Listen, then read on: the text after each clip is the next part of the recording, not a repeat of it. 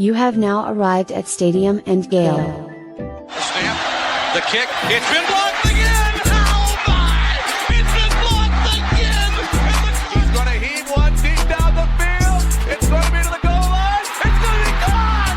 It's a touchdown! And the Gators have won the game! Tyreek Cleveland! Oh my! I can't believe what I just saw! Dropping back to throw, pops and fires the ball over the middle. It's Dory! It's Dory! Got a touchdown! Dory got a touchdown! Oh my! Dory's got a touchdown!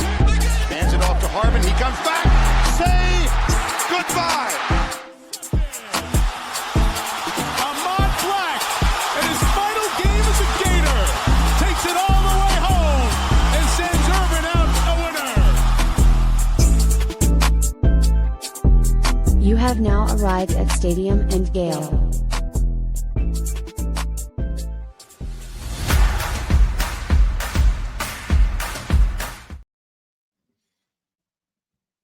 Boys and girls, ladies and gents, welcome to another episode of Stadium and Gale. It's your boy Corey.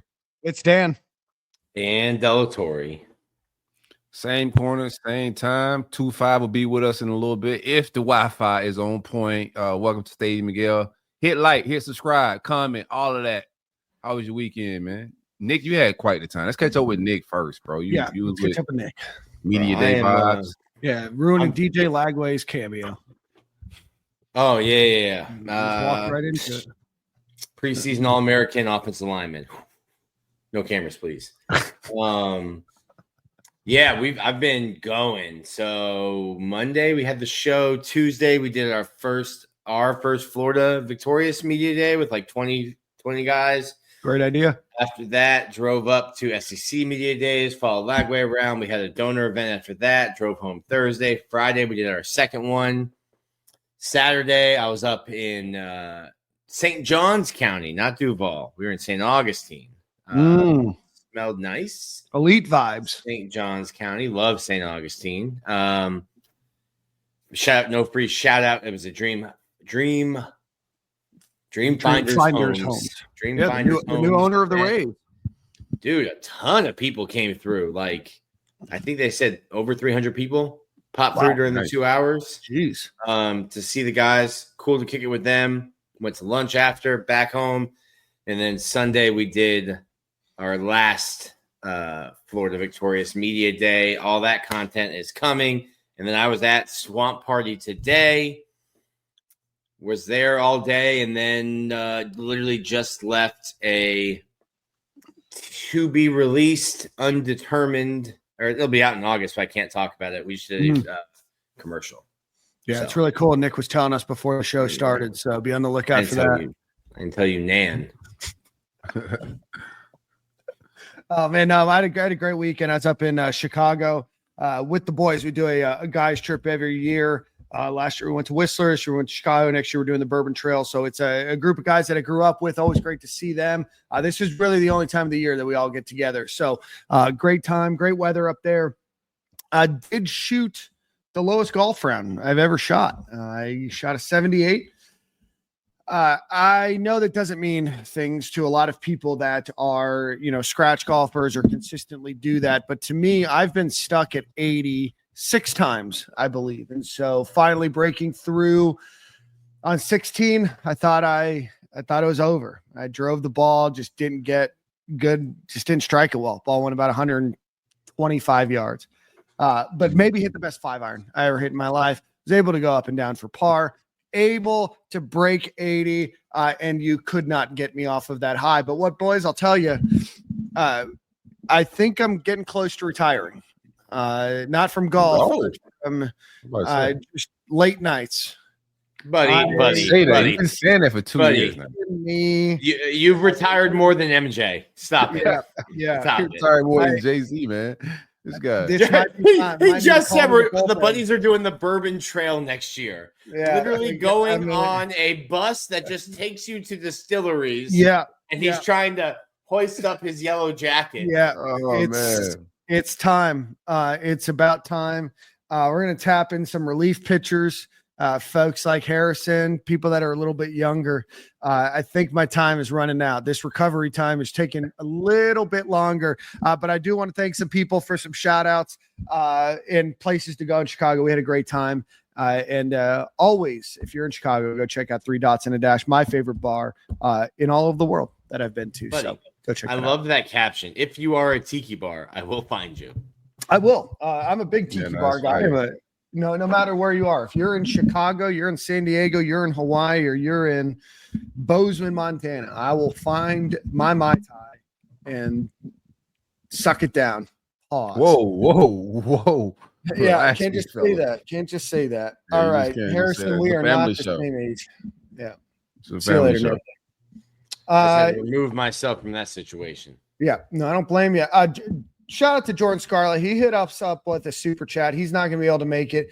He is doing. Can we talk about it? Yeah, I'm pretty sure you could talk about it. It's not like top secret. Like what he's in the CIA, and he's Jordan's doing a program where he's working with the Jacksonville Jaguars. So when we said the internet wasn't working, so surprised what city he's in right now. But Jordan is doing a program with the NFL. He's going to be working on, I believe, special teams this summer. So he's going to be up there. So he might be a little hit or miss these next few weeks, but he certainly sends his love to you all. Shout out to 2-5. 2-5, what it do, man? 2-5. Hey, Scarlett, take care of my Jags while you're out there, man. Soak in greatness, bro. Bring that greatness back to the show, bro. Yeah, so no, we appreciate that, Jordan and Harrison. As always, no personal questions on this show. All right, Corey, how was your weekend? Beautiful, man. Beautiful. Pre-birthday vibe. So the wife took me out, treated me like a bad chick. You know, when it got me some yeah, man. Kept this weekend. Yeah. Kept, man. I was swept off my feet, bro. It was like real vibes, man. So did a little shopping, hung out with the wife. It's real, just like back to the old days. When my daughter's going to college, my son don't really want to hang out with us and be around us like that. He want to just do boyish. So we hung out, watch some TV, chill, real cool vibes, bro. Happy birthday to Billy Napier too. It's like I didn't know Billy was born on Silk Eve, man. Silk Eve. It is almost Corey Knowles' birthday, so I want to wish him. I had it on the agenda here. I was going to surprise him, but he surprised us. You got some new spectacles, I saw. Yeah, man. I needed some glasses bad. I know y'all see me squinting on here every week. I keep losing and breaking glasses. I'm bad with glasses, so in between glasses, I end up squinting. Can't do contacts, but I've been waiting because I wanted to get these for my birthday. Got the Ray-Ban Metas. So, take the content up a notch. You got the Metas too? Hold on. Yeah, I was following Lagway around with these. You in the game, baby. Big content. Like I'm about to live stream from these at the media day, which we'll talk about in a little bit. Yeah. But I think they fight. Also went, beach walk, went shopping. Like we just, did little teenage things, man. This is an illustrious life you've got going on, Corey. You're gonna be at a nice age. The kids are gonna be out of the house. Yeah, the entire world in front of you. Yeah, career speaking, life speaking. Try a super chat, and I will leak Dan's personal information online. Okay. Yep. Yeah. Phone number included. Harrison, drop us a band, and I'll tell you how old I am. All right, let's get into a Brunt ad read, and then we'll get on with the program. Stadium and Gale is sponsored by the great folks at Brunt Insurance and Financial Services. Anything you need insured from the Panhandle to the Keys or anywhere in the southeast of America, my man Greg can take care of you for an absolute free quote. It don't cost nothing to see if you can save money. Visit bruntinsurance.com or give him a call at 954-589-2204. Greg is great at this. He's been insuring my house for a good 4 or 5 years. Hurricane season is here. Make sure your home is good. Everything's intact. Greg, what it do, baby? We want to talk about, for one final time, July 27th, this Sunday, Independent Gator Media Day, presented by the Sachs Law Group. It is us, High Top Sports, and Gators Breakdown. all of us will be there. There will be a few other content creators there as well, maybe a few special appearances and some unannounced folks so far that might be able to make it up there. We also have Vernell Brown, Pup Howard, Jacoby Jackson, Jaden Robinson, Drake Stubbs, Trayan Webb, Jaden Woods, and more. So come hang out with us July 27th at First Magnitude Brewing in Gainesville, Florida. I'm going to drop the link here in the chat.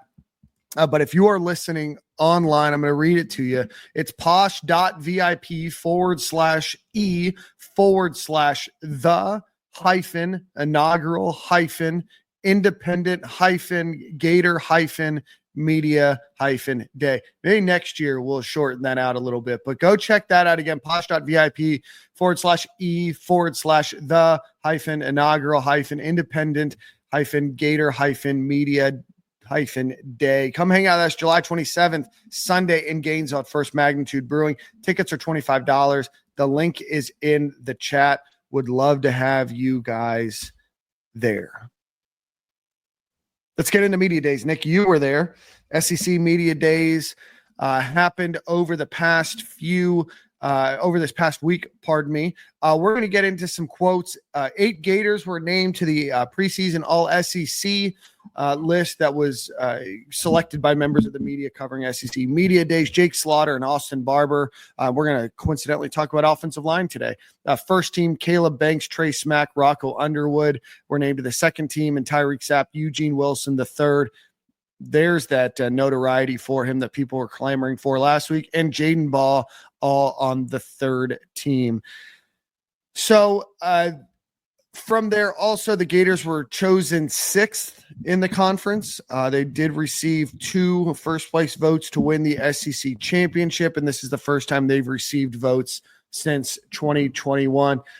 Let's run through those names. Any surprises? Anybody that you thought could have been on that list? My memory's cooked. Can you put the list up? Because I can't remember.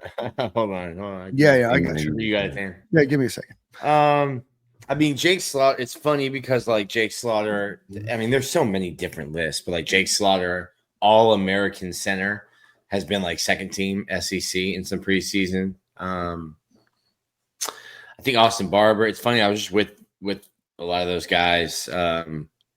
3 of the 5 are in their 5th year. I think Damian George in his 6th year. But I think Austin Barber being on there, he's played through so many injuries. Like, I don't think that we've gotten even a half a season with like a healthy Austin Barber between shoulder and foot.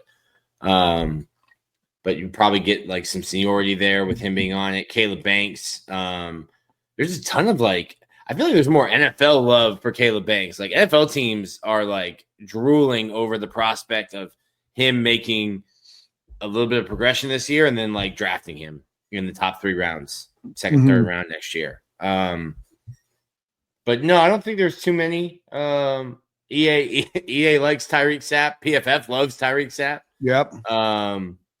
But I don't know. Like, there's a lot of guys that, like, I always talk about this. Like, we're in like the Gator bubble where we know guys, but we're also we're talking a lot about projection, and these lists are about your production. What have you done? Not what can you do? So I feel like when we talk about like, oh, this guy's snubbed, like, all right, well, go look at this. Go look at the numbers. Like, what did he do last year? Well, this, and that. I'm like, well, these lists are just made by people looking at CFB stats. Yeah, and I mean, for most of these positions, there's just 3 of them, right? I mean, wide receiver, there's going to be 9.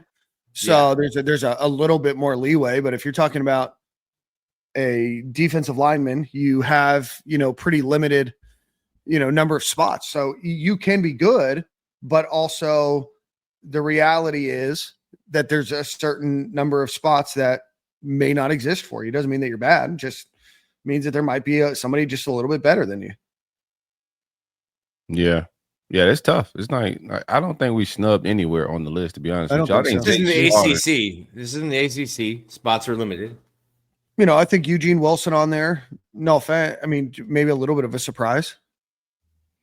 Yeah, I think that's not a snub. That's a good nod of right.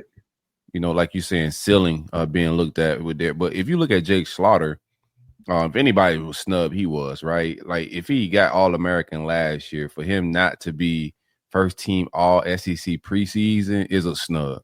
You know, I think that's a little bit of disrespect. But I like Jake Slaughter to be disrespected. It's not a sexy pick. You know what I'm saying? So they probably went with a sexier pick who they think may have a higher ceiling. But if anybody was snubbed, I would say Jake Slaughter. He should have been first team. Jake's probably sick of seeing me. So I saw him at media days, our media day, their media day, and then I saw him again today. I'll tell you what, Jake Slaughter has no idea. Not a clue. Not a clue what preseason ranking. You know, I love Would not Jake be Slaughter. bothered with that. Whenever I see him, I'm like, that's a guy that could What be a a guy. CPA. Yeah, You know, that's a guy that could be an electrician. He could be, a city planner. He could be anything. He really just wears all types of hats. guidance counselor. Yeah, pastor. guidance counselor. Yep. He could be a pastor. Yep. Yeah. He is General contractor. Like He could be a local entrepreneur. He has I one of would those trust him in handshakes. anything he told me that he was doing too. He just looked like a very wholesome guy. Did you see the shoes he wore to media day? I did. What a guy. Yeah, Bro, that's Jake. Wearing- Jake is wearing Del that's Campo him. socks too. Yeah. I mean, no free ads, but they did give us free stuff. So Bro, my Shout wife out to took Del those Campo socks. Zach, my guy. We Yo, can get Zach, I need another package. no, Nick doesn't need anything I do until he need some new returns the socks, cups. bro. Yeah, I like need Zach, My wife took all the socks. All of the Del Campo socks are in her drawer. let me minute mark this because I'm sending this to Zach. I need some more socks, my boy. We just gave you a free ad read.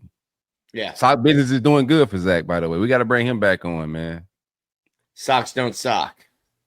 We What? talked about you on the I didn't pod. feel good about it. Are you So fixing him that- now? Anyway, I was taking pictures. So shoot, what was I gotta go look at my story. So Caleb Banks had on Christian Dior, naturally. DJs were what were DJs? Not probably something I can't afford. while you look that up, Jake and Austin are both first team All SEC. I think we said that. Them boys ain't go see Hong Kong Andy, man. That's They crazy. need to. He was just in Tampa last week. I missed him. Oh no! He sent me multiple messages being, "Hey, you're gonna be able to make it." I said, "No." Shout out to Hong Kong Andy. Shout out to Unique Productions too. Sorry, just got here. Took 5 ad reads to get in here. We don't control we gotta that, pay but I bills. appreciate you making us a little bit of money and the super chat on top of that. Bills, Unique. You know, I appreciate you, my boy. Sit through it, man. Yeah. So DJ was in some Alexander McQueen's. Caleb was in all Christian Dior. My guy best dressed. And Jake was in some shoes. I asked him about them. He's like, "Yeah, I wear these in the facility.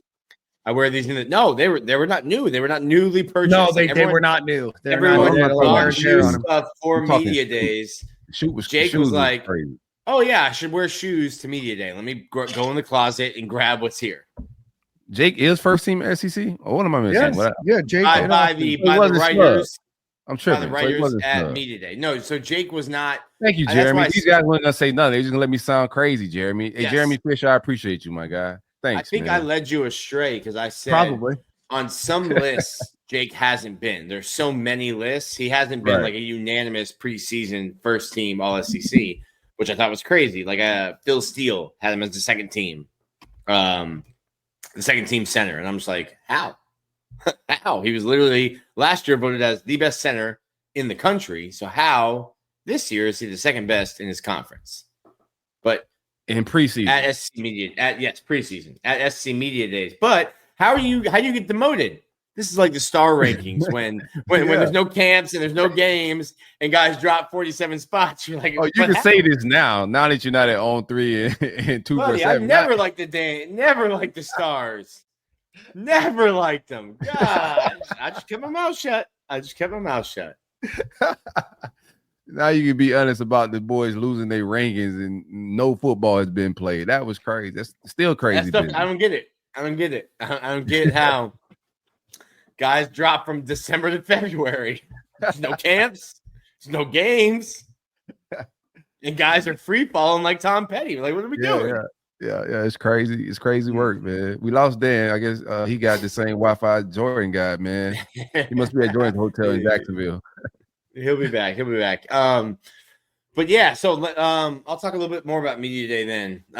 The Media Day was interesting for me. It was just it wasn't a Florida Victorious thing. I just asked Florida, hey, can I just follow DJ around from room to room, like not have to stick into that one media room y'all see with the podium.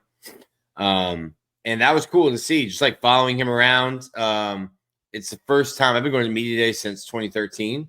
And it's the first time I've actually seen what goes into it if you're a player. And my goodness, like, I knew they got asked a lot of questions, but like seeing it, it's exhausting. He handled it really well. I think they knew going in everything was going to be about how's your arm, how's your health, when are you throwing, how much have you thrown, when are you going to throw, can you throw me a ball right now?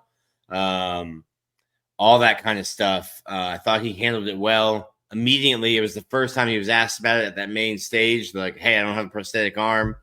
Kind of disarmed the room a little bit. And Genius PR and media skills right there. The kid's polished. I don't know if they trained him on that beforehand, but I thought making light of it was a good move.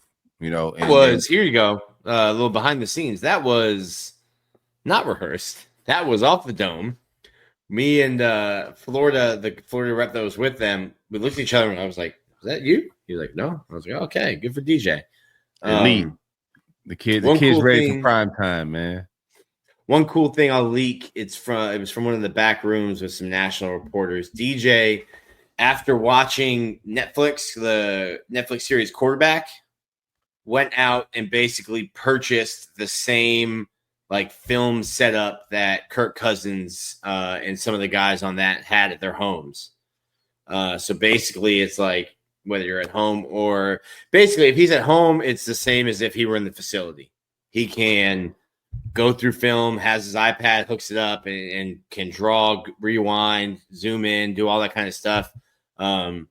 Just saw something on Netflix being like, oh, that's what the guys at that level are doing. Cool. I've got the funds. I can put that into my house. And that's a ball. Yeah. It's funny. People kept asking me stuff like, because they want to ask like personable questions, stuff like this. I'm like, dude, DJ has a girlfriend, a dog, goes to church, and he plays football. Like, that's what he does. Like, I got nothing else for you. Like, he's just locked in. That's him. Sorry, I welcome back, man. What's up, man? Yeah, You good, dude?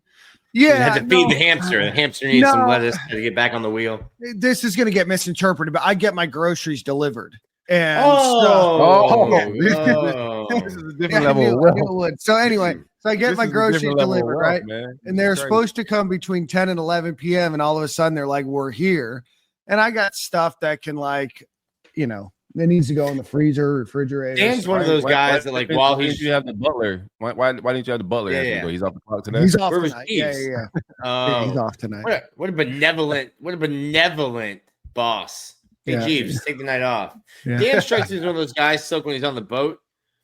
He's just like looking around, going, "Wonder what the poor people are doing today," with that belly laugh. So anyway,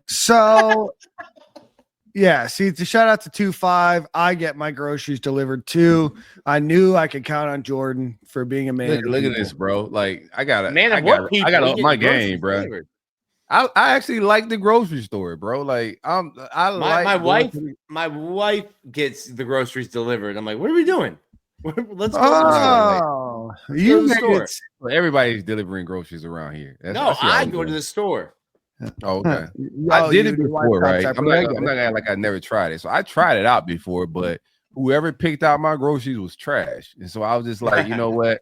I can't have a bozo picking out my produce and, you know, like my bananas and stuff like that. So if it's some random from CVS, I'll Uber that. But you got a grocery guy, I could tell. Like, you're just on a regular little clock there that brings you, you know, a nice little healthy bag. And groceries is expensive right now, too. So this is a real flex.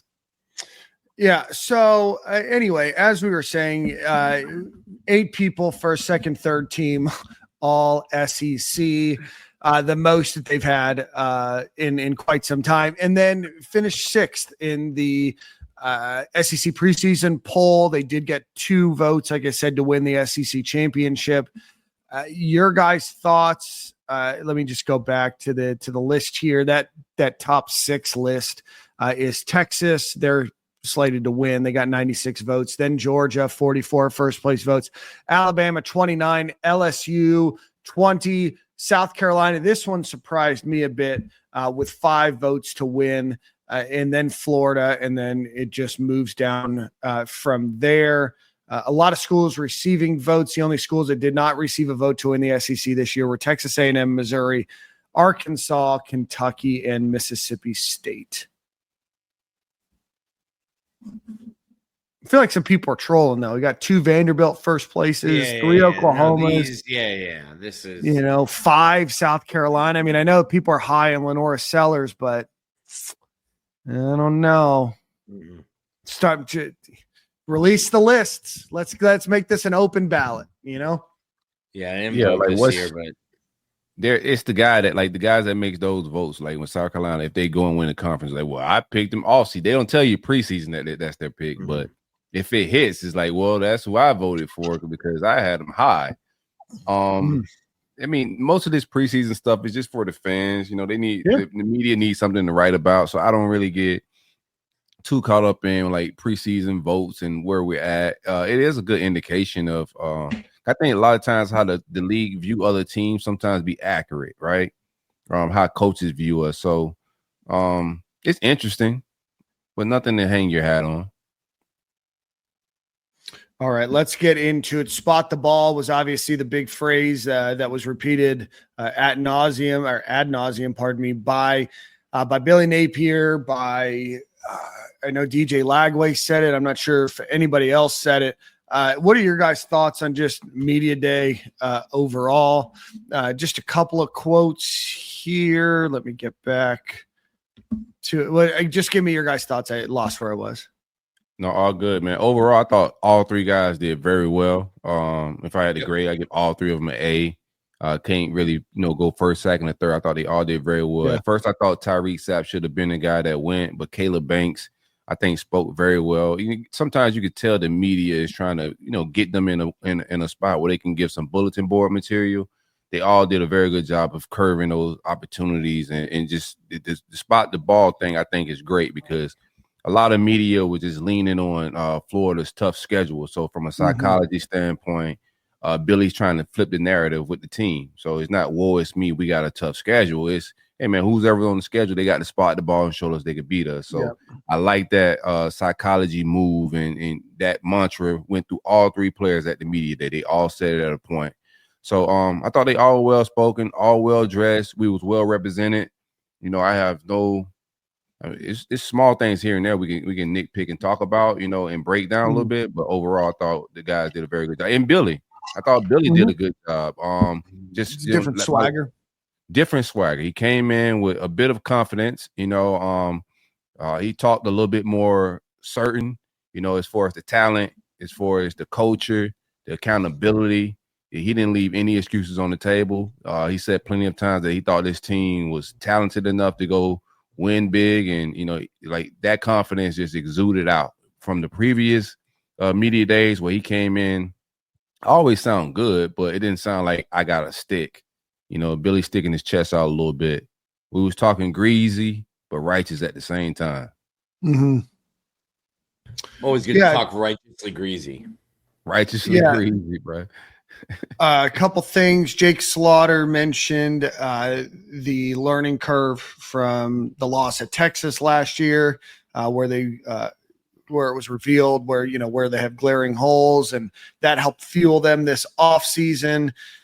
And that's obviously, something big. And obviously a lot of this is going to go down to, Billy Napier and what does it look like on the field, right? Like we've had, some questions, I think, as fans, and I think we're justified in some of those questions about some of the off the field stuff and maybe some of the recruiting stuff at times.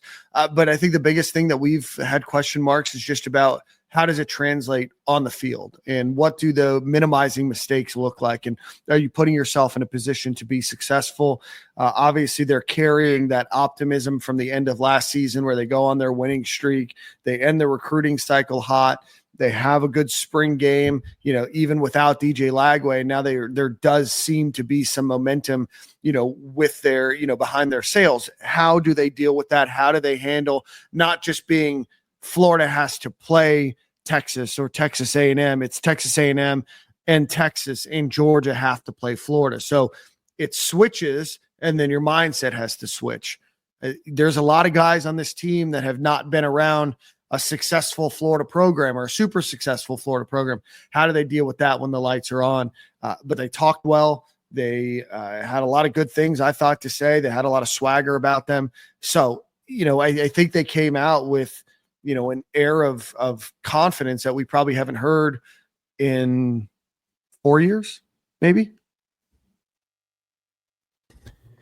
I think, well, first off, let me help your hype train that you've got going. The spot the ball comes from Tyler Miles. Okay. And My guy Miles, give Miles the max contract, man. Them boys looking swole. I ain't mean to cut you off, Nick. But I was conversation was different last year. Yes, yes. No, 100% was. Just saying. Just push around. But I'm gonna give respect where we respect this dude. We looking like an SEC outfit. So, flowers to Miles. I'm equal with my criticism and flowers. I'm gonna give him what the criticisms do. I give that what the flowers is due. We looking brolic. Go ahead, Nick. Sorry. Yeah, people were calling me a liar when I said, like, hey, I think the strength program's good. You lie a lot, Nick. Never have I lied. George Washington and I, never have I lied. Or was it Abraham Lincoln? One of the two. I think it was Honest Abe. Yeah, that works. The cherry tree. I thought that was George Washington with the cherry tree, though. Well, I think it is, but I think never mind. Just go ahead. Now my train of thought's lost. It'll be interesting because I don't know. I have to go through and look at the roster to see how are there any Mullen guys left? There's not many, if there are any. Couple of your first team All-Americans are Mullen guys. Slaughter, Barber, Sapp, Asa Turner. Turner was not here with Dan Mullen unless he was recruited. He played football when Dan Mullen was playing football. Yeah. I think they were both playing football. Dan Mullen recruited him when he was the offense coordinator at Florida. He said he told him he could be the next Reggie Nelson. Yes, perfect. But I think we're at the point now where, and a lot of people, I'm probably at this point, I know a lot of fans are, it's like, there's no more oh, it's building. Oh, you're building. Oh, DJ's just a sophomore. You have to win this year. Yeah. Excuses are done. I think that's what I think Billy knows that too. He's always said it too, even when we wrote negative stuff. Not that I would ever do that, but when we wrote negative stuff, it was you wouldn't write that if we won. I was like, yeah, you're right. You're right. Well, winning cures everything, right? That's how you solve the problem. Of course, we're not going to be critical of you calling a timeout out of a huddle if your team wins. But if you're down to one timeout left for the entire last 27 minutes of a game because you called two timeouts 3 minutes into the quarter, then people are going to be frustrated, right? And so I think we're all to a point, and I am, where I've met Billy a bunch of times. I think he's a swell guy. I think that he's got a lot of good people around him. I think that they have a great foundation to be successful. Now you have to be successful, right? I don't know what else to say. And I don't even know if 8 wins is enough. I mean, it will be enough. I don't think they're going to fire him at 8 wins. You have to get to a point where these are your guys.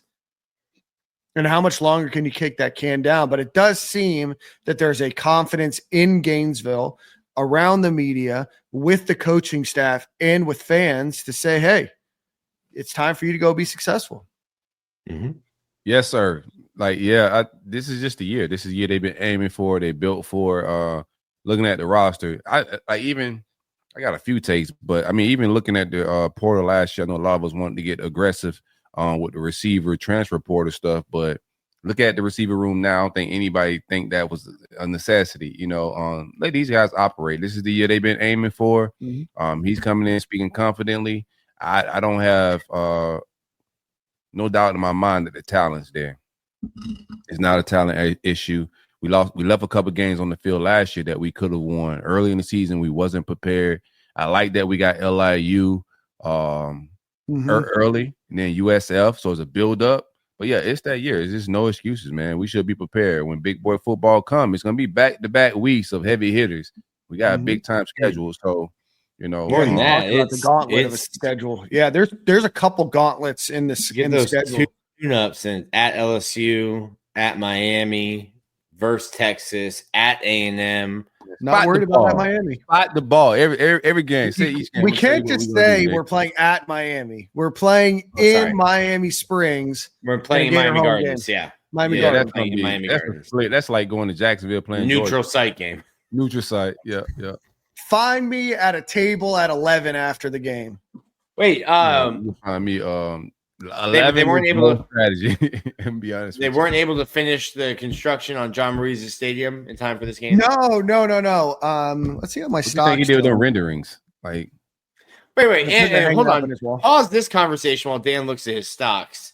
Didn't Dan just say he retired and now he's at 11 in September? 11 is that's what I was trying to figure out. Man. Standing on their furniture and then standing on 11's furniture. Standing on business during a bender. I don't want to disrespect Hard Rock's furniture. They didn't have anything to do with the disrespect and the ghetto-ness that they brought to Gainesville last year, right?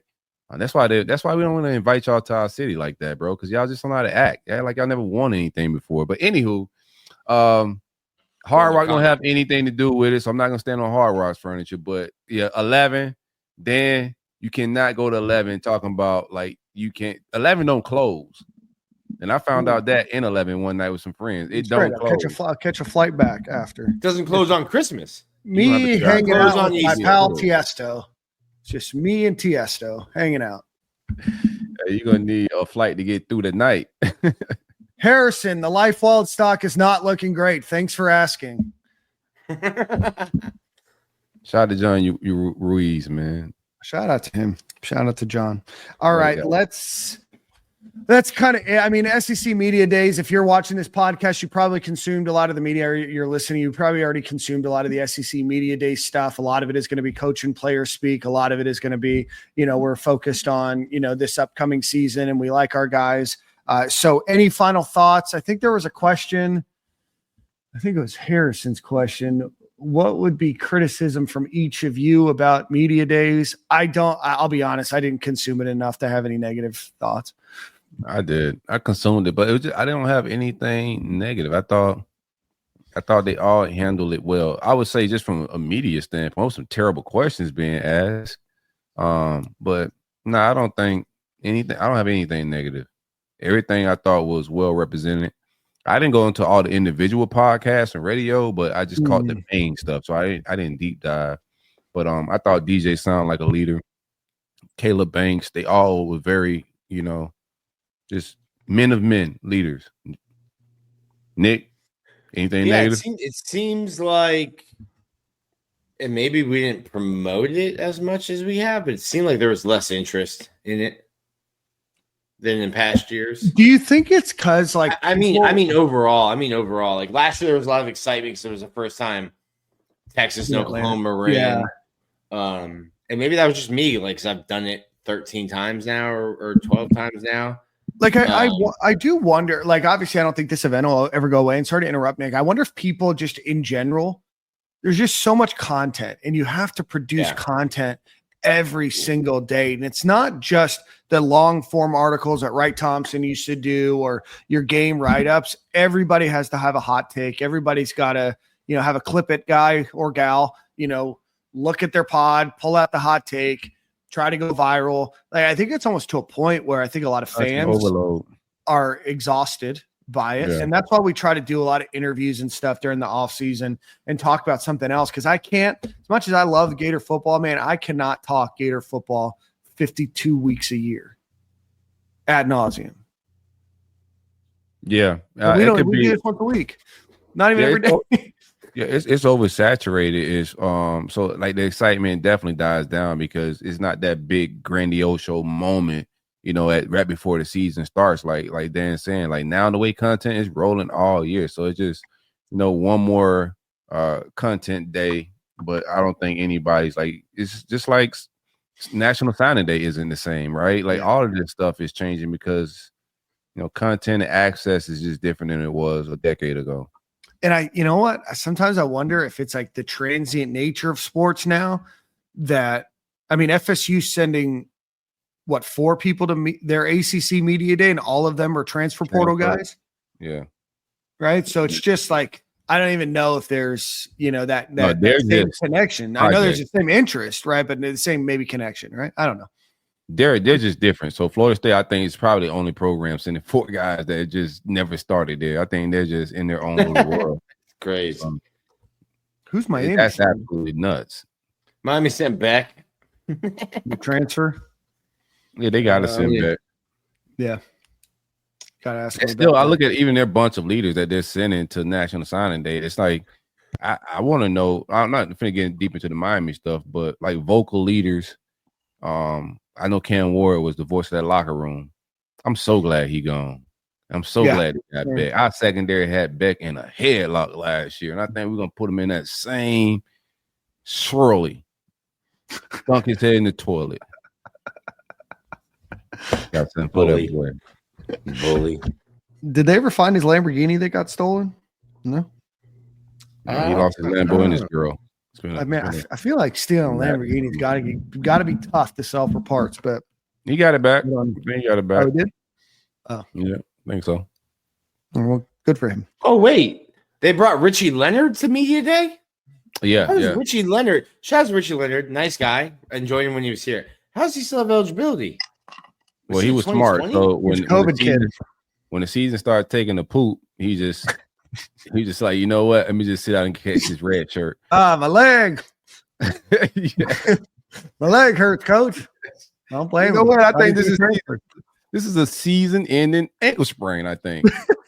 A high ankle sprain. It's a high ankle. It was very high. It was high. Penthouse high. It's a nerve thing. You can't tell on an X-ray. It's just radiating pain. All right, guys, let's do a quick ad read. Go visit. Yeah, hold on.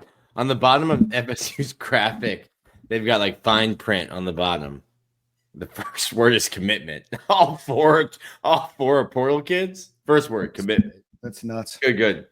Very good. Go ahead. All right. Let's give a quick shout out to our friends over at Home Field Apparel. Go visit homefieldapparel.com. Use promo code Stadium and Gale at checkout. All one word. Get 15% off of your first order per email address. Homefieldapparel.com. Promo code Stadium and Gale. 6 pages of Florida Gators vintage shirts and designs that they have. They have the baseball pullover. I don't think that they have it right now. I think that that's more of a seasonal thing. And then they'll have the jacket, the starter jacket.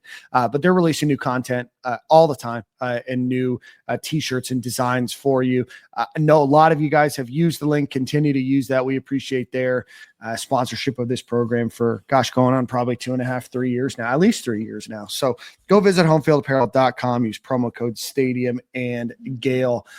All right, guys, we are now going to talk about a position group that's getting a ton of notoriety. We've talked about the wide receiver group and the running back room that maybe isn't getting as much notoriety in the world of college football, but that is not the case with the Gators offensive line group. They are returning 4 of their 5 starters last year. Their only loss is Brendan Crenshaw Dixon, who's now playing in the NFL. But last season, Jake Slaughter, he returns 728 snaps, All-American. Austin Barber, 664 snaps at left tackle. He's back. Najee Harris at guard, 599 snaps. Damian George, 412 snaps. And then Bryce Levitt, 290. Cam Waits, 217. Devon Manuel, and I guess we can talk a little bit about that at the end, lest us forget. He had an off-the-field issue. Rod Kearney, 32 snaps. Caden Jones, 17. Fletcher Westfall, 12. Christian Williams, I think he's gone, right? Or is he still here? Yeah, I don't remember. And then Hayden Clem, the walk-on. So the Gators are going to, like I said, be returning 2,983 combined snaps. A lot of depth behind that, and then certainly a lot of players on this depth chart that have not played, Jason Zandamela among them. So let's talk about this starting 5 group. Guys, what are you most excited about?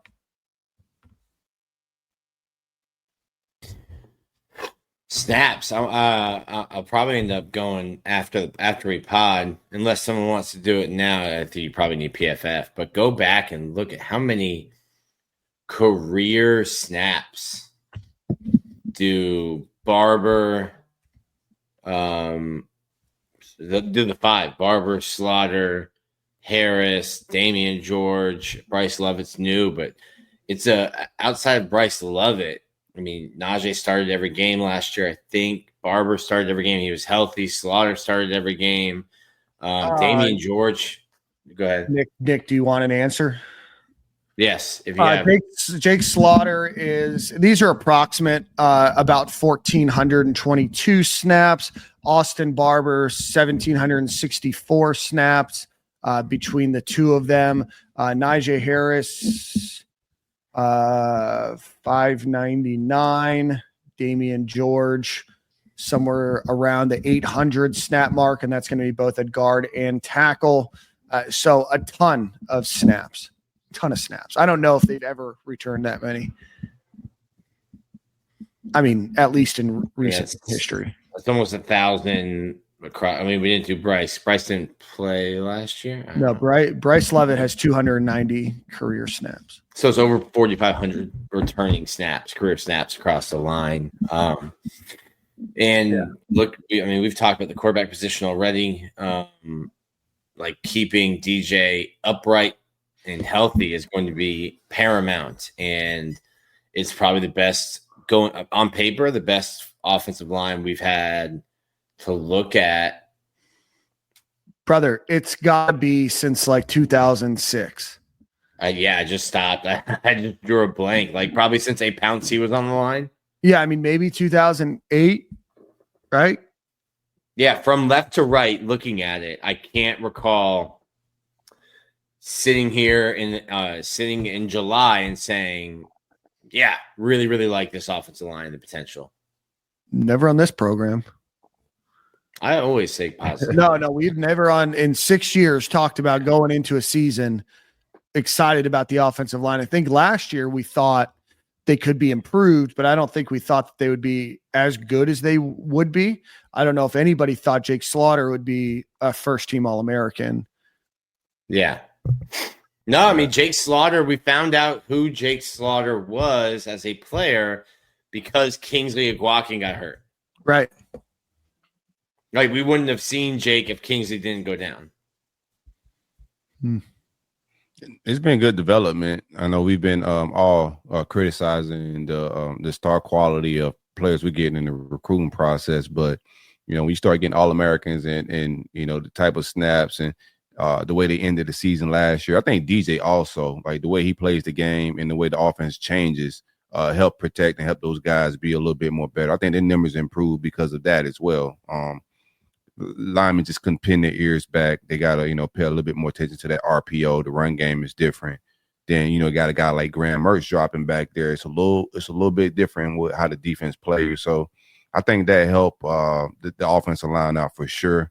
But the overall development has been impressive. If there's any, I like all the returning snaps. Mm-hmm. If there's any position battle in that starting five whatsoever, y'all think everything's just kind of locked in? I think Nick would probably know best. I think it's going to be that right tackle position, right? But I mean, it seems like Levitt's got that position. I don't want to say locked down, but certainly the leader in the clubhouse. I think the sixth guy would be Rod Kearney at guard. Right. And Rod can play left guard, right guard, or center. They took a lot off his plate and just let him play guard because he's kind of came in as a guard, played guard in high school. Then they came in and immediately threw him at center. But I think Jason Zandamela is going to be the center after Jake Slaughter. He's the center of the future. So they're trying to find a space for Rod and a space where, hey, if we think Zandamela is going to be the center of the future, he needs to be getting those snaps. Like he needs to be getting those 2 reps in practice, put Rod back at guard, kind of where he's more natural. And then I think Rod, too, is personally putting words in his mouth. This is just me talking, but like, hey, I want to play football. Where can I play football? It's going to be easier for me. I can perform at a higher level if I'm not worrying about playing center, making the calls, making the protections. And then, hey, half my reps are being taken away while I'm trying to learn that, and no, you have to go play guard for half the practice. So I think that's been good for him, just to have that taken off his plate cut in half, really. But left to right would be Barber, Harris, Slaughter, DG, Damian George, and then Bryce Lovett. The sixth would be Rod Kearney, and then you kind of go from there. So then you have Jason Zandamela, right? Backup center there. Just going through the list here based on, snap counts. Cam Waits has been, obviously came over from to Florida, from Louisiana with Billy Napier, a redshirt junior. Struggled at times, I guess. Curious to see where his home might be. A big dude, Devon Manuel, the transfer from Arkansas. He's another tackle. And then you have Caden Jones. And then you have the younger guys, right? You have your Fletcher Westfalls, your where's my list here? Him, Noel Portnajan, Marcus Mazcall. Are those the types of guys that are going to be next, in line after that next group? Caden Jones, if I didn't mention him. So what does that next group look like? Obviously, we're super excited, and it seems like right now Florida has, we probably just rattled off 8 names there. You probably want 9 or 10 to be able to go out there, assuming that there might be some wear and tear throughout the season. But what does that next group look like? And how are they being developed? But I mean, it's super nice right now, I'll be honest with you, to not have to, look at a freshman or a redshirt freshman to be counted on this season. Yeah, for sure. Where are they at? Like, I'm curious, like some of the guys I'm waiting to see turn that corner in development, and Cam Waits is one of those guys. He's a huge dude. Watched him in some clips over the weekend. What year is he in? Was he a redshirt junior? Yeah, redshirt junior. Okay. Him and the foreign kids who I got my eye on this fall. I know we've been across the pond getting some offensive linemen. Which one? Noel Portnajan? Correct, Amundo. I think we got 2, right? If I'm not mistaken, just 1. Yeah, and then three. Isn't Enoch is from Africa? He's from Mozambique. Okay. Yeah. Enoch Wangoy is from Manchester. Yep. Okay. And Noel Portnajan is from Germany. Portnajan. I'm taking French right now and Duolingo because I'm going to be going, or German because I'm going to be going to Germany, and it's a tough language, man. But I should not helping the accusations here, Dan. Not helping the accusations. Learn German. What are the accusations? I don't know. It sounds funny. Don't question my jokes. I guess that I'm traveling. So Corey, going back to what you were saying, Enoch and Noel are not this year people that got your eyes on. I mean, I think Fletcher Westfall, he was the guy that played a little bit. Obviously, most of that time was in that Tulane game. He was a guy. I heard good things about Westfall, though. Yeah, I've heard good things about Westfall, and they feel confident if they have to go to him at the tackle spot. So, haven't seen it, but when I'm hearing good things on that end. Cam Waits is just a guy that gotta like they gotta develop him, bro. He's just so big. Hasn't looked the greatest when he's got in game. Where are they gonna play him at? Guard? So you can't he didn't look the greatest at tackle. I think they kind of moved him aside, right? Yeah, but I mean, I think he's 6'8", 370 pounds. So that's gonna be really tough for a tackle. Obviously, that size. And being able to move at the speed of the SEC defensive lineman, I guess they might put him there. I haven't heard his name much this offseason. He played in the. I haven't heard that much this offseason, but he played in the Tulane game for sure. Who's that? Cam Waits. Yeah. I mean, the top 5. I'm super excited about. Obviously, Bryce Lovett's the newcomer there, and we saw a bit out of him last season. But now it's going to be some of these time for some of these other guys. What is a guy like Caden Jones? Caden Jones. He's going to be in his 3rd year, right? 6'7.5", 330 pounds. Sophomore. Big dude. Yeah, I've heard good things about Caden and Westfall. Both of those guys I've heard good things about. Yeah, Fletcher Westfall's think I'm not sure if it's left or right, but has dealt with a hand injury. He had He's offseason left. He's surgery. behind Barber. Yeah, Westfall's playing left. He's behind Barber. Yeah, but if you're not going to be counting on Cam Waits, which I don't know that you are, if you're not going to be counting on like Enoch Wangoy, Jason Anameli will be, but Enoch and Noel Portniagan, they're not going to play this year. Okay. Yeah, The staff does like Caden Jones a lot. I'm a little worried about Caden Jones. He let's see, Rob, he played in the Tulane game, looked bad. If he's talking about Fletcher Westfall. No, he's talking about Cam Waits. Oh, Cam Waits, yeah. So obviously those front five we're excited about. Kearney, guard, Zandamela, center, Westfall, limited experience tackle, and then Jones is a guard. The tackle is, a really hard position to recruit for, really hard position to develop. That's why they get paid so much, especially the left tackles in the NFL. But that would be my one fear is the lack of depth there, right? At guard, you could probably throw a Jason Zandamela at guard if needed. You can't really throw a guard at tackle with a ton of success. You got to do what you got to do. You're going to put five guys out there, right? But I mean, I don't know if you have. I mean, you got to have guys on the line. Yes, I think you do have to have at least. Wait till we throw Hesse Kent out there. Don't ruin the commitment, Dan. Tight end / offensive line. Offensive line. So yeah, eight or nine guys, and there's been times that Florida's not had five. No, we got good. I feel good with the 2 deep. And that's a good feeling going into the season. I feel good if we have to go to the bench and move and shuffle guys around a little bit. I feel good with the offensive lines that it's a strength now, and it hasn't been a strength in a long time. Yeah, and I want to give flowers to Damian George. I mean, he was criticized quite a bit as a tackle. Moves to guard last season. Thought had a great season. No, he had a good season. He just better be on point because Roger Kearney is right there. Peeping around that corner a little bit. So Kearney can play left or right, or does he prefer? He can play left or right. Like if Najee Harris got hurt, I think they would put him at left. If Damian George got hurt, would they put him at right?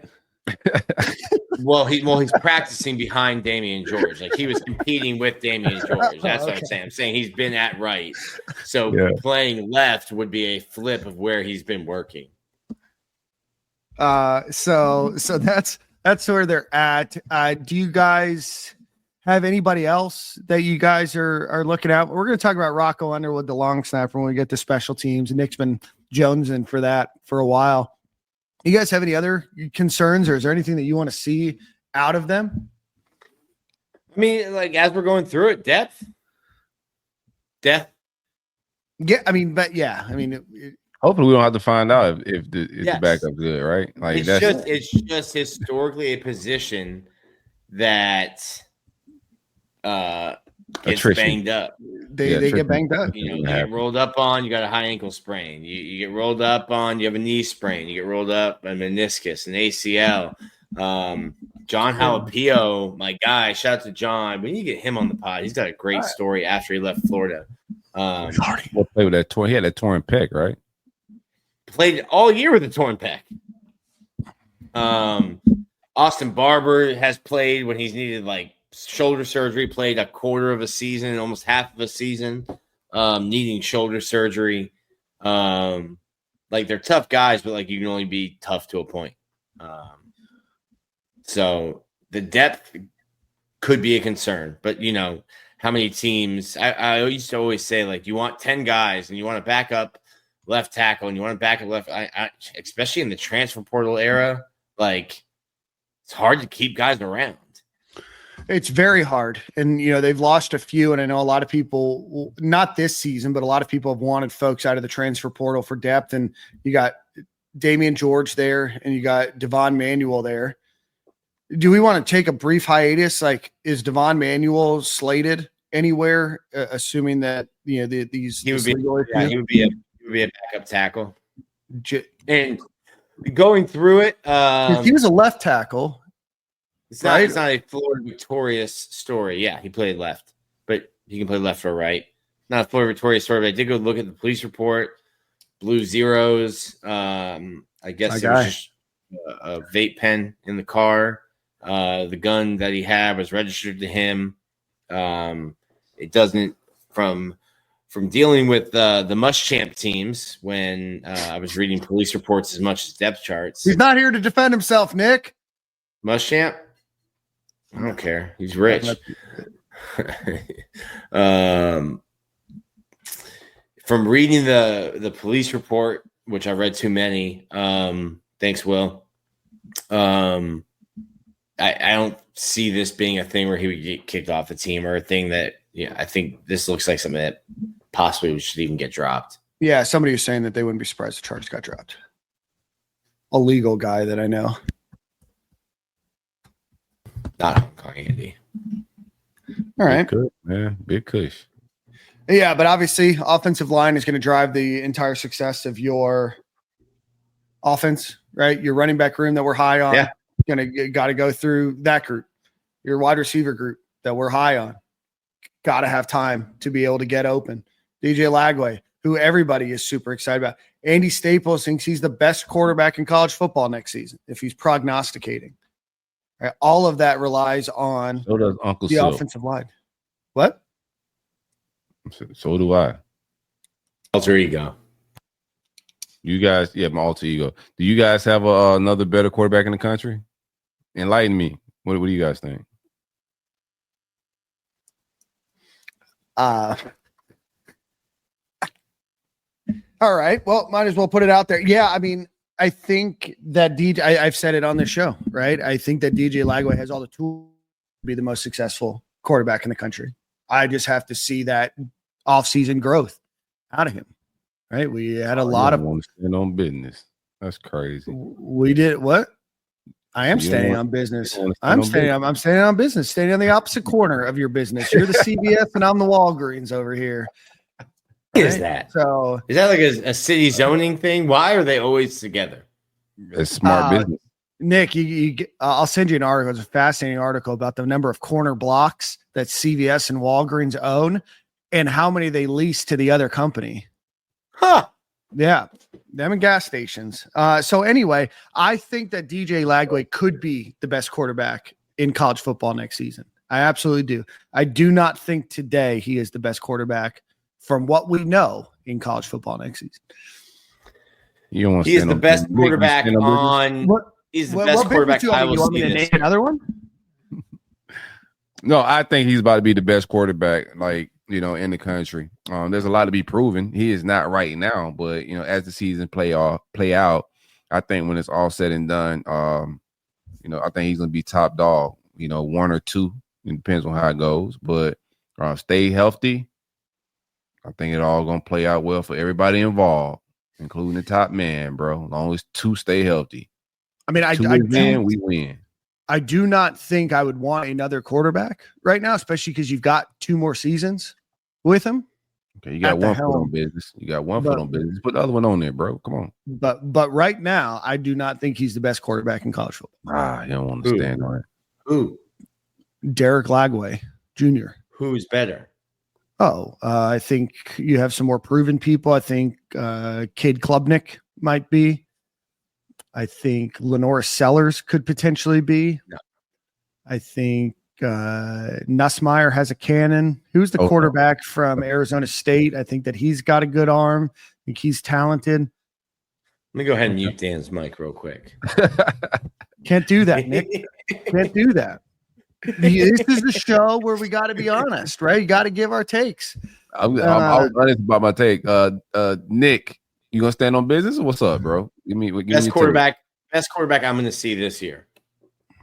I don't even know what that means. What do you mean that I'm gonna see? Like on the schedule. Best quarterback on the schedule. Okay, so then your disagreement is that there's a better quarterback not on the schedule. Don't know that I would say that, but I did say he's the best quarterback on the schedule. He's the best quarterback I'll see Dancing this around the business. You like you. Nick's a coward. You are like the cowardly lion from the Wizard of Oz. He's tap dancing around the business, man. That's crazy. These hips don't lie. Yeah, they are. They're lying right now. I don't believe you. I don't know. Nick, you don't have a hot take? You don't have any thoughts? Not a hot take artist, never have been. Then lie. You're used to lying. What is over there? Stand in the paint, Nick. We're gonna revisit this. I've made my statement. The chat's pissed at you. Saying Lenore, the chat's not pissed at me. Lenore Sellers is not better than DJ Lagway. No. Period. I like Sellers. Sellers is a dog. I'm not saying that he is. I'm just saying that there could be people that are good quarterbacks. Oh, yeah. Right? Yeah. And I think that there's a lot of talent out there that if we're projecting DJ Lagway to be and take this big jump, which we all hope he does, it would be foolish for us to not think that other quarterbacks could make that big jump. All right, they finished higher than Florida. They finished higher than Florida in the SEC polling. So best quarterback in the country. I'm standing with Silk. We Bible against that tyrant Dan, spot, bro. Best quarterback in the country. We righteous. Resides in Gainesville, Florida. Let's get it. But the thing is I don't think that Florida needs to have the best quarterback to go far. No, this season. No, no, that's a different take. I don't think we have to. I think we can play complementary football, but just from dynamic abilities, what he brings to the table. If he stay healthy, he's gonna be in the Heisman conversation. Like big plays is just what he does. Hopefully he takes that growth, like that growth from freshman to sophomore year, should be vast. I'm expecting a lot of like improvements between his intermediate throws. We'll see how it all plays out. But if he just does and improve on what he did last year, he's gonna be in the Heisman talk, man, because it takes, of course, production, but just dynamic plays. And if he's healthy, we should get some dynamic plays. He was making them plays on the wobbly tire last year. Healthy legs, healthy arm. The country should be on notice, bro. If DJ Lag was in the Heisman race, that means Florida's in the playoff. Tim Tebow won the Heisman without, Travis Hunter, not obviously a different kind of player, but yeah, not necessarily. So Jane Daniels, right. What are your guys' thoughts then? Right, we're just advancing conversation here. I mean, this is not a player award thing. So if he wins the Heisman, cool. But for me, it's playoffs a bust. Like the Heisman should be just added on any awards the players get. Like all of that is just fan stuff, and that's an added bonus. But nah, bro, you gotta get to the offs. I need to be able to talk Greasy. Florida goes 8-4, misses the playoffs. DJ Lagway wins the Heisman. Yeah, Sounds like Tim Tebow. That was Tim's sophomore year. Yeah, their defense is just atrocious. Whose defense? Oh, Florida's defense. That 07 defense. Yeah, I mean they obviously all turned into dogs, but that was just a rough year watching football. That was a great year. Yeah. I mean, I long for the days. You know what I mean? Yeah. Most exciting quarterback that Florida's had since Timothy Robert. His middle name? Richard, maybe? Oh. I just know it's an R. TRT. Accusations. It looks like a guy that's taking some TRT. Accusations. I just said he looks like a guy, not saying that he does. It's probably Runquavius. I took some. Him, Runquavius, Tebow. Runquavius, yes. Yeah. Raekwon, something like that. All right. Kid born in the Philippines to missionaries. Middle name is definitely Runquavius. 100%, man. Got that dog in him. You got that dog in him. All right, let's get a quick ad read chat. If you have anything you want us to talk about, I think we've kind of run the show today. All right, guys. One shout out for our friends over at Game Time Sidekicks. Go visit Game Time Sidekicks. Speaking of SEC Media Days, have this cool SEC cup here. It's going to keep your hot drinks hot, your cold drinks cold. Go visit GameTimeSidekicks.com. Use promo code STADIUM15 at checkout. You get 15% off of your order. Again, GameTimeSidekicks.com. Best cups in the game, and it is Timothy Richard Tebow. I don't believe him. TRT accusations. All right, guys. Any final thoughts before we head on out of here? Short program today. Well, we got a extra spot Saturday. So maybe short Monday show, but we will see you all because I know you're all coming to Gainesville Saturday. Yes, if you're going to come to Gainesville Saturday, please stay until Sunday because the event is on Sunday, July 27th at 2 p.m. until 5 p.m. But if you do come out on Sunday, make sure you visit Balls and whoa. Let's see, the Salty. Go visit Eric Zika over at Cantina Anejo, or you can catch Nick at White Buffalo. He'll be dancing on tables there. And gang. I think Nick really did retire. Yeah. I think he did. Wow. No, but please. Daycare drop off at 7 a.m. on Monday. Retired. Being in the car loop hungover is the Dickens, boy. 37 successful years of not doing the car loop. You gotta go raw, man. You gotta go raw, man. Harrison, if you're still here, he leaked I leaked it. He did for free. He leaked his own. Yeah, no, Harrison probably left. So go visit the posh.vip/e/the-inaugural-gator. That's crazy. -media-day, I believe. So go visit that link. Go hang out with us. Typing that while you said it? Probably. I mean, it's the inaugural independent Gator Media Day. So just type that in after posh.vip/e/ and then add hyphens in between. You'll get right there. If not, go visit our Twitter page. Go visit the YouTube comments. It'll be there. But again, that's going to be Sunday, 2 p.m. until 5 at First Magnitude Brewing. Come hang out. It should be a great time in Gainesville, Florida. One final ad read. If you're going to come into town, swing by Alumni Hall on Archer Road. It's going to be right off the highway. The GPS will probably take you right there. Go visit right on your way to First Magnitude. Go visit them. Let them know Stadium and Gale sent you. You can also go visit alumnihall.com. Anything you want for the Gator fan in your life, alumnihall.com. Corey, you have Song of the Week, my friend. Oh, I got the tunes this week, bruh. That's crazy. I'm not prepared. Melly Mike, Young, Black, and Rich. Shockingly. Who? Melly Mike. I'm not familiar with his work. Oh, well. I switched. Somebody must spend too much time on the internet then. I switched from Spotify to Apple Music. So yes, living righteous. Every time Nick has sent an Apple Music song, I've never once clicked on it. I gotta go back, bro. I'll be honest with you. Spotify be slide. I also got to pick something somewhat righteous. I don't want to pick nothing too crazy. Let me just get 30 for 30 scissor. Let me get something very chill. This is a family show. So 30 for 30 scissor. Spelt SZA for those that are keeping track at home.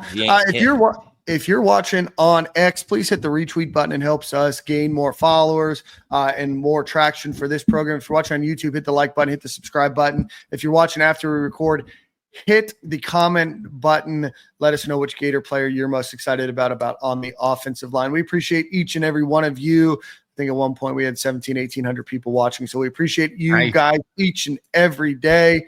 And we will see you at the same corner, same time next week. But before that, we'll see you on Sunday, 2 p.m., First Magnitude. See you there.